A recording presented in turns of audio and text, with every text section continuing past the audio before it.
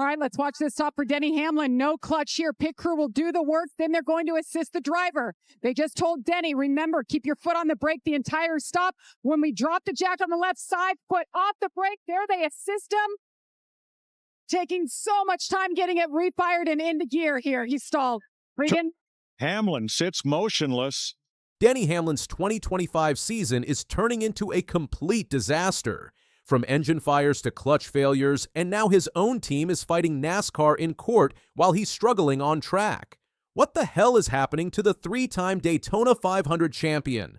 After back-to-back DNFs for the first time in 12 years, everyone's asking, is Denny Hamlin's championship dream falling apart before our eyes? Let's start with the latest disaster. At Kansas Speedway, while Kyle Larson was dominating and leading 221 of 267 laps, Denny Hamlin was fighting a losing battle with his clutch. Every single pit stop required his Joe Gibbs Racing crew to literally push start his car out of the pit box. Can you imagine? One of NASCAR's top drivers needing a push like a broken down car at the mall. The problem started early and got progressively worse.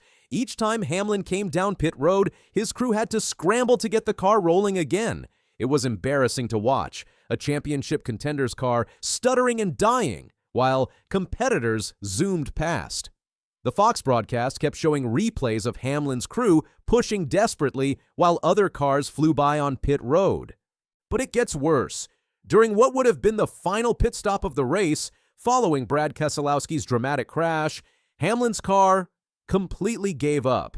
Yeah, I think eventually just broke the transaxle trying to leave the stall there, Hamlin explained. The number 11 Toyota crawled to a stop in the middle of pit lane, creating a hazard for other drivers and ending his day early. The worst part, he was running third when it happened, on track for a solid top 5 finish. Instead, he finished 36th out of 38 cars, completing only 199 of 267 laps. That's 68 laps of points and momentum lost to a mechanical gremlin. Here's what's truly shocking. This is the second race in a row where mechanical issues destroyed Hamlin's race. Just 1 week earlier at Texas Motor Speedway, his engine literally caught fire before the end of Stage 1. The car erupted in flames, with smoke billowing from under the hood as Hamlin desperately tried to make it back to pit road. It was a spectacular failure that left crew members scrambling with fire extinguishers. These back-to-back DNFs did not finish, marked the first time this has happened to Hamlin since 2013. Let that sink in.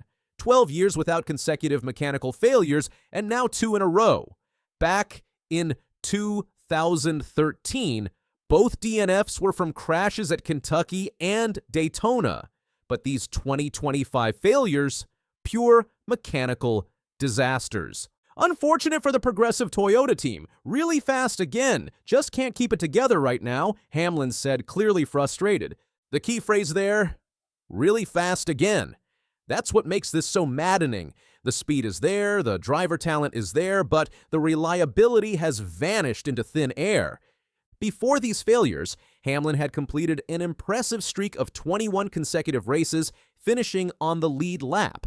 That's elite consistency, the kind that wins championships. Now, that streak is shattered along with his momentum and possibly his confidence in his equipment. But wait, it gets even messier. While Hamlin was dealing with mechanical gremlins, his 2311 racing team, which he co-owns with Michael Jordan, is locked in a massive legal battle with NASCAR itself. The team, along with Front Row Motorsports, is suing NASCAR over charter agreements and competitive practices. Here's the kicker. If they lose this lawsuit, it could mean 2311 Racing might have to qualify race by race as an open entry team. Or worse, their star drivers could simply walk away. Hamlin wasn't even at the crucial court hearing on Friday because he was preparing for the Kansas race, the same race where his car would break down. When asked about the lawsuit, Hamlin tried to stay confident. You know, they're telling me kind of what's going on. I didn't get to hear it live or anything like that, but we're overall pretty confident in our case. But with NASCAR's attorneys saying we're not going to rewrite the charter, things don't look promising. The timing couldn't be worse. Before these mechanical issues, Hamlin was on an impressive streak of 21 consecutive races finishing on the lead lap. Now, he's dropped in the standings while his competitors rack up wins. Kyle Larson has 3 wins. Christopher Bell has 3 wins. Hamlin, he's got 2 early season victories, but momentum has completely shifted. Yes, he's safely in the playoffs with those 2 wins, but championships aren't won by limping into the postseason. They're won by building momentum, and right now, Hamlin has none. 0. Zilch. Here's what nobody's talking about. Could the stress of the lawsuit be affecting his on-track performance? Think about it. Hamlin isn't just a driver anymore. He's a team owner fighting NASCAR in court while trying to compete for a championship. That's like trying to win a boxing match while arguing with the referee. Consider the timeline. The lawsuit intensifies, court hearings happen, and suddenly Hamlin's cars start breaking down. Friday, he's getting updates about his legal team in court. Sunday, his car won't even leave the pit box without a push. Coincidence? Maybe. But in NASCAR, mental distractions can manifest in mysterious ways. The mechanical failures might be random, but the timing is suspicious.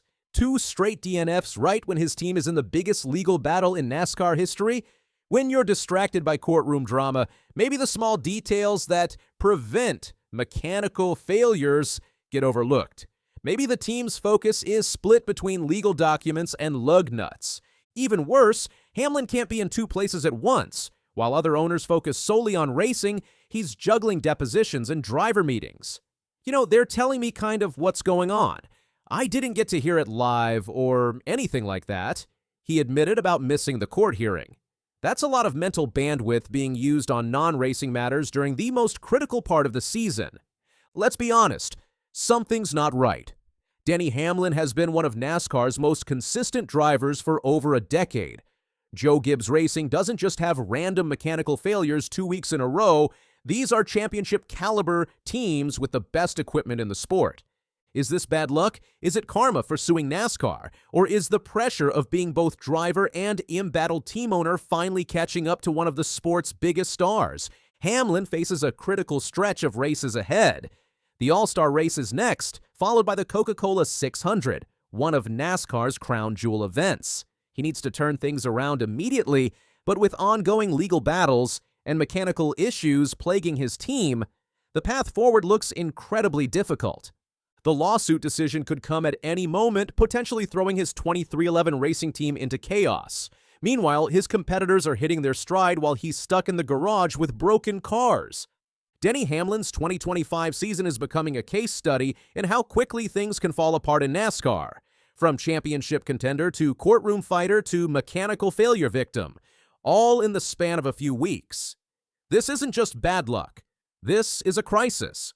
The question now, can Hamlin pull himself out of this nosedive before it's too late? Or are we watching the beginning of the end for one of NASCAR's most successful drivers? With legal battles, mechanical failures, and championship pressure mounting, something's got to give. What do you think is really happening with Denny Hamlin? Is this just bad luck or something more? Drop your thoughts in the comments below, and don't forget to like and subscribe for more NASCAR drama as this story continues to unfold.